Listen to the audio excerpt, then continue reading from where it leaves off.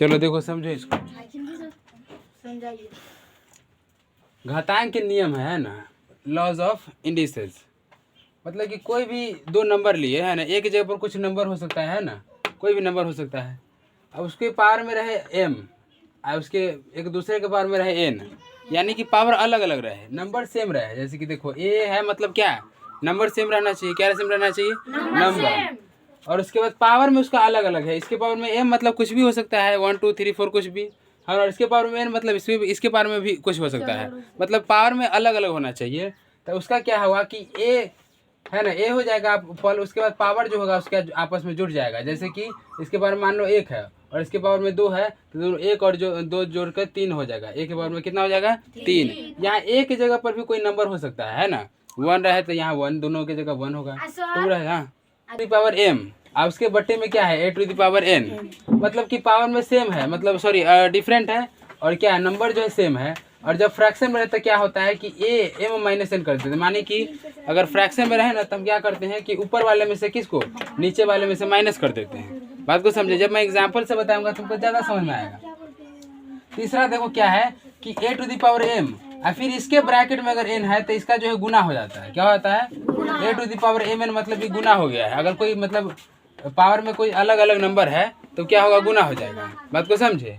फिर अगला नियम क्या है कि ए बी है, मतलब कोई भी नंबर है ना, अगर गुना हुआ है उसके पावर में n है, हमको अगर उसको अलग अलग करना है तो क्या करेंगे? a to the power n into B to the power n, अलग अलग नंबर करके जो है पावर, देखो पावर यहाँ सेम है, पावर क्या है? सेम है, n है, मतलब पावर सेम रहेगा। इसको नंबर हम अलग अलग कर सकते हैं, है कि ना।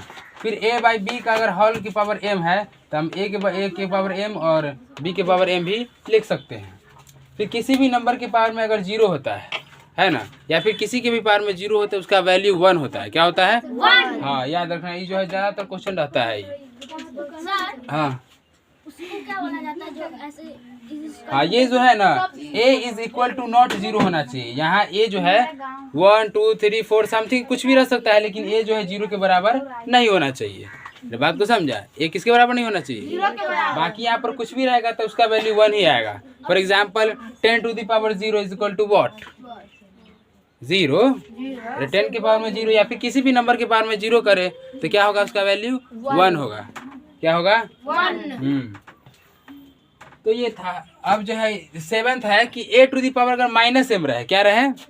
माइनस m, तो क्या हो सकता है कि उसका हम 1 by a to the power m, इसको प्लस में अगर हमको करना है, किस में करना है? प्लस में। तो a का बट्टे जो है a के पावर m लिख सकते हैं। बात को समझे?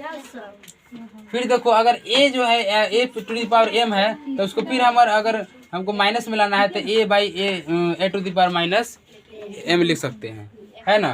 फिर a के पावर में अगर फ्रैक्शन में मतलब बटा में है, तो कोई भी नंबर के पावर में अगर बटा में है ना, तो उसको हम लिख सकते हैं a to the power m, अब ब्रैकेट उसके बाद 1 बाई n, है ना। फिर ये मल्टीप्लाई होकर इतना ही आ जाएगा, इसको मल्टीप्लाई करेंगे तो इतना ही ना आ जाएगा। फिर a to the power m बाई n है तो उसको क्या लिख सकते हैं? 1 बाई n, उसके पावर बस इसी का सेम मतलब ऐसा है।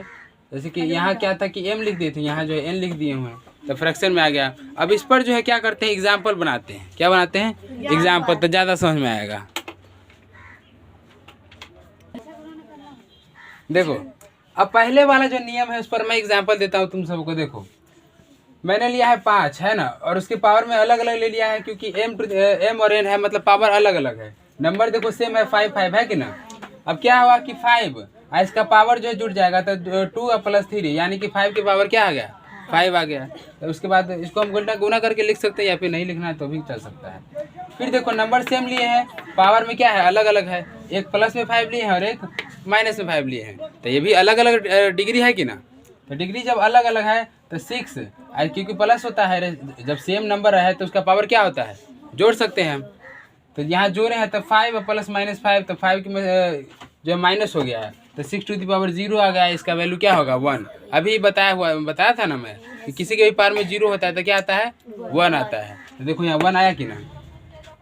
फिर एक और एग्जाम्पल लो, जैसे कि 10 ले लिए। नंबर जो है सेम होना चाहिए, पावर में अलग अलग हो सकता है ना। तो देखो 10 और पावर में 10 और 20 है, तो फिर पावर जब जोड़ दिए तो 10 और 20 30, 10 टू द पावर 30 हो गया, है ना। इसको फिर अगर गुना करके लिखना चाहोगे तो लिख सकते हो, नहीं चाहोगे तो नहीं। 10 टू द पावर 30 का मतलब हुआ कि 10 के प्लेस पे जो है 30 जीरो होगा। कितना? 30। हाँ 30 को जीरो होगा इसमें। बात को समझे? हाँ। जी सर समझ।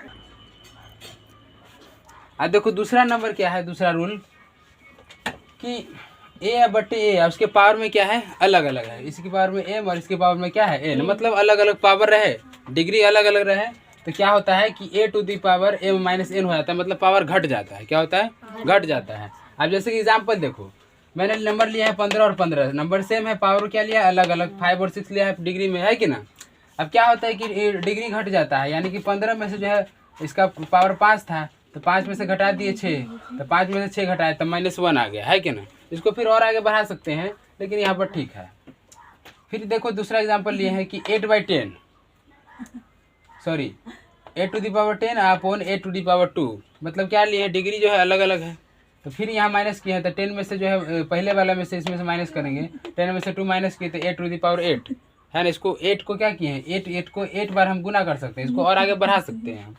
फिर क्या है कि पावर में अब और भी अलग अलग लिए हैं, नंबर सेम है, -6 लिए हैं, यहाँ 2 लिए हुए हैं। तो फिर 5 अब -6 और -2, क्योंकि माइनस करना है तो यहाँ माइनस होगा। अब ये दोनों -6 और -2 क्या हो गया, -8 हो गया, है कि ना। बात को समझे? तो यही जो है दूसरा रूल था। Stop the video. देखो इधर देखो, ध्यान से देखो। फिर अब क्या है, तीसरा रूल क्या है कि ए के पावर में एम है। क्या है? मतलब ए के पावर में कुछ भी डिग्री हो सकता है पावर में, है ना। और उसके होल पावर में क्या है, एन है। मतलब उसके डिग्री में क्या है कि पूरे के डिग्री में एन होता है, क्या हो जाता है, गुना में हो जाता है। क्या हो जाता है? गुना में। गुना हो जाता है रे, गुना हो जाता है ना। तो अब जैसे एग्जांपल देखो, 5 के पावर 2 लिए हैं, फिर इसके ब्रैकेट के पावर में 6 दे दिए हैं, तब क्या हो गया कि गुना हो गया है। तब 5 के पावर क्या हो जाएगा, 12 हो गया, 6 दूना 12। फिर यहाँ देखो एक और एग्जांपल लिए हैं 10 टू दी पावर 2 और उसके फिर पावर में लिए -6, तो गुना हो जाएगा, तो 6 से 2 गुना हो गया तो -12 आ गया। कितना आ गया? -12। एक और लिए हैं -4 -4, तो फिर ही जो गुना हो जाएगा तो 8 माइनस माइनस प्लस हो गया, 2 दी पावर -16 हो गया। कितना हो गया? 16। फिर यहाँ देखो अब क्या है, चौथा रूल क्या है कि कोई भी नंबर है उसके पावर में n है। क्या है? उसके पावर में n है तो उसको हम लिख सकते हैं a to the power n into b to the power n। मतलब जो है उसको हम अलग अलग कर सकते हैं, है कि ना, उसका फैक्टर कर सकते हैं अलग अलग। जैसे कि देखो एग्जांपल में 30 है, 30 के पावर में 3 है, तो क्या है 30 को हम 6 गुने 5 लिख सकते हैं कि ना, लिख सकते हैं। तो उसके पावर में क्या हो जाएगा, 6 के पावर में भी 3 और 5 के पावर में भी 3। इसको हम और तरीके से, जितना तरीके से हम बना सकते हैं 30 को, जैसे कि देखो बताए हैं 10 के पावर में 3 लिख सकते हैं, या फिर गुने 3 के पावर में 3 लिख सकते हैं। समझ रहा है ना तुम सब? Yes sir. देखो ना, जैसे कि 30 को तुम और कितना प्रकार से बना सकते हो बताओ। 5 के पावर 3 है, गुने 6 के पावर भी 3 लिख सकते हो। और भी लिख सकते हो क्या, 10 और 3 भी ले लिए हैं, और कोई ले सकते हो, 15 और 2 भी ले सकते हैं, है कि ना। तो 15 के पावर भी 3 और 2 के पावर में भी 3, ऐसे हम लिख सकते हैं अलग अलग। बात को समझे? जब हमको जरूरी जिसका पड़े, मतलब क्वेश्चन में, है ना, जिसका जरूरी पड़े।